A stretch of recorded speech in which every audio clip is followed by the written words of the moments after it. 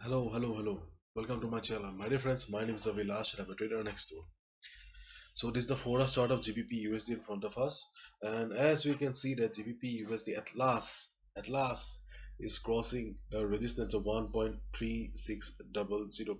If you have watched my previous video, then you know it very well that I have been talking about this setup because market is in uptrend. Though we had a resistance at 1.3600, but GBP USD was constantly forming lower highs, lower higher low, sorry higher lows, constantly forming higher lows, and this was the indication that that that bulls are in the market and they were trying their best to take the market up.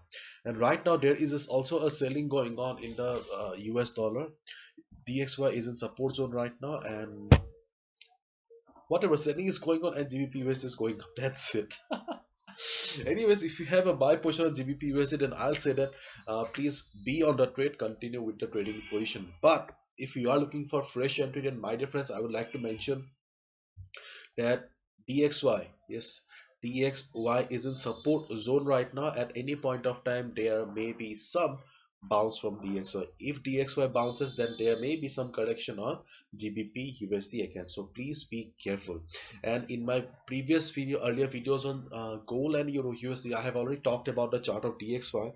That DXY, though it looks like a choppy market, sideways market, but it is constantly forming lower highs in the market. Okay, it clearly signifies the presence of sellers and their increase in the number of selling pressure in the market.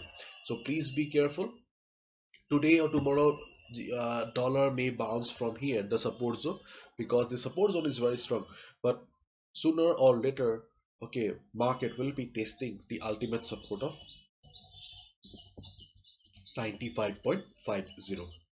So please be careful with DXY. And one more thing I would like to tell you is that GBP USD, though it has crossed the resistance right now, but keep in mind that we are not sure whether this is a breakout or a real breakout or a false breakout. If you have been trading for a considerable amount of time, then you know it very well that market is full of false breakout. It looks like a true breakout, but once you place the buy order after a couple of hours, you see that there is a trend reversal in the market. So my dear friends, the only way to identify false breakout is to wait for a couple of time, couple of not couple of yes couple of not what I'm saying, not couple of time. You can wait for a couple of hours.